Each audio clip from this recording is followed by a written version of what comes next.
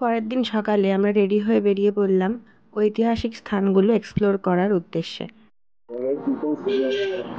ইন্দ্রপ্রস্থ থেকে টোটো করে আমরা বাস স্ট্যান্ডের উদ্দেশ্যে যাচ্ছি।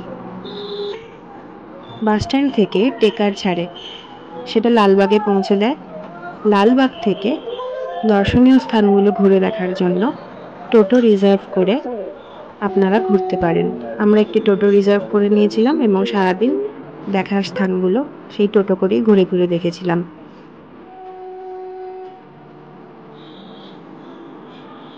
এখানে রাস্তায় পাশ দিয়ে গঙ্গা নদী বয়ে গেছে। সকালের দৃশ্য খুবই মনোরম। উপভোগ করতে করতে আমরা টোটো করে চলেছি।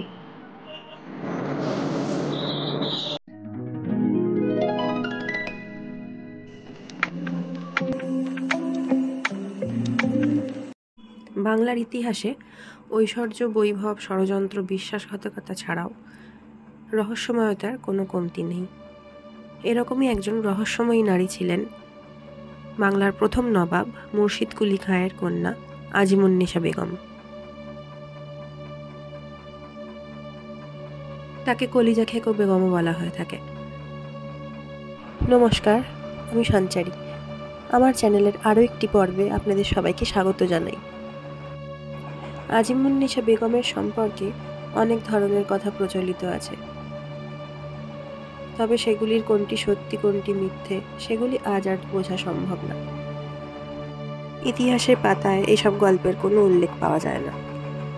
তিনি প্রাণঘাতী রোগে পড়লেন। পরিবারের সবাই অনেক হাকিম, বৈদ্য, কবিরাজ এনে তাকে সুস্থ করে তোলার চেষ্টা করলেন, কিন্তু তিনি কিছুতেই সুস্থ হচ্ছিলেন না। অবশেষে এক হাকিম এসে তার দুরারোগ্য ব্যাধি সারাতে সক্ষম হন। তিনি পথ্য হিসেবে যে জিনিসটা দিয়েছিলেন সেটা শুনলেই আপনাদের গায়ে কাঁটা দেবে। প্রত্যেক দিন একটি করে শিশুর কলিজা খাওয়ার পরামর্শ দেন তিনি। হাকিমের কথা অনুযায়ী প্রতিদিন ওই নারী যদি একটি করে শিশুর কলিজা খেতে শুরু করেন তবে তিনি কিছুদিনের মধ্যেই সুস্থ হয়ে যাবেন, কিন্তু 1 মাসের মধ্যে এটি তার নেশায় পরিণত হতে পারে এমন কথাও তিনি বলেছিলেন। এরপর সত্যি সত্যি আজিমুন্নেসা বেগমের এটি নেশায় পরিণত হয়ে যায়। আশপাশের গ্রাম থেকে বিশ্বস্ত কর্মচারীদের দ্বারা শিশুরা তার শিকার হতে শুরু করে।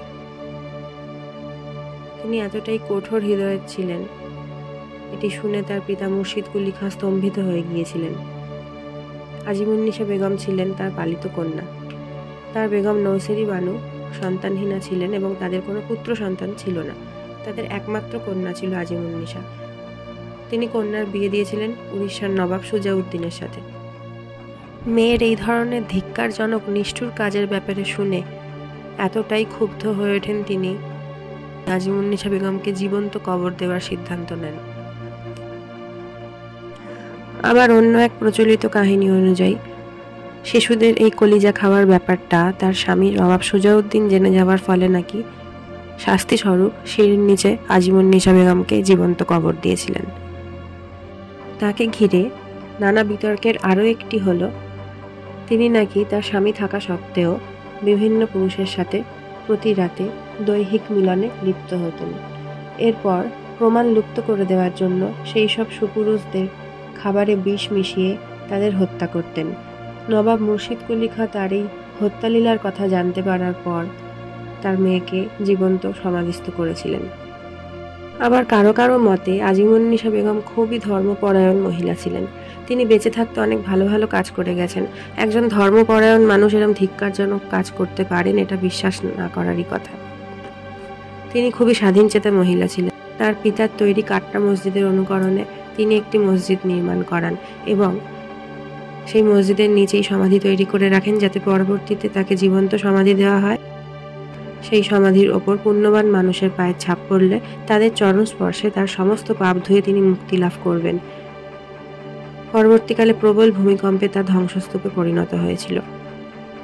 1734 সালে তাকে সমাধিস্থ করা হয়। 285 বছর আগে ঘটে যাওয়া অমীমাংসিত রহস্য আজও মুর্শিদাবাদের আনাচে কানাচে ঘুরে বেড়াচ্ছে। এই প্রচলিত ধারণাগুলোর মধ্যে কোনটি সত্যি বলে আপনাদের মনে হয় কমেন্ট বক্সে জানান।